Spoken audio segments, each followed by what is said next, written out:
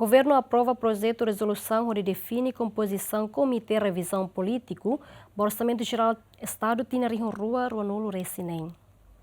Governo liu reunião Conselho Ministro nebe halau e a quarta aprova projeto resolução governo nebe apresenta o vice-ministra Finanças Felícia Claudinanda Cruz Carvalho com a definição composição Comitê Revisão Político ba Orçamento Geral Estado batinang riuroron resinen. Comitê Revisão Político o objetivo atu garante katak plano anual husi serviço no entidade setor público administrativo viável no alinhado ho prioridades nacional nebe estabelece ia plano estratégico de desenvolvimento tinang riurosan resingida ringrua tonolono ia programa governo nian ia plano tempo médio no documento estratégico siraseluk. Comitê mos ia responsabilidade atu assegura katek dotação orçamental nebe atribui tuir plano hirakne no limite máximo ba despesa nebe defini ona no mos garante katek inclusão dotação ia orçamento geral estado depende ba inscrição prévia husininia atividade ia plano serviço anual.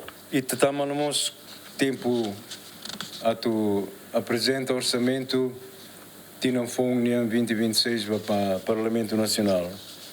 Neve governo agora serviço ela para preparação orçamento né define composição comitê revisão política do orçamento. Neve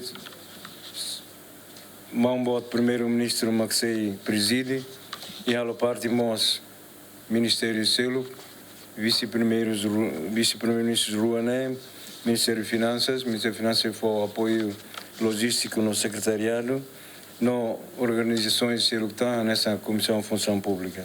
Comitê Revisão Político nesse preside o primeiro-ministro, vice-primeiro-ministro na rua, ministra Finanças, ministro Obras Públicas, no ministro Planeamento e Investimento Estratégico, secretário de Estado de Igualdade, presidente Comissão Função Pública, presidente Instituto da Defesa Direito Labari, representante da Associação Deficiente Timor-Leste, no se participe sobre mútuo Comitê Revisão Político no dar observador.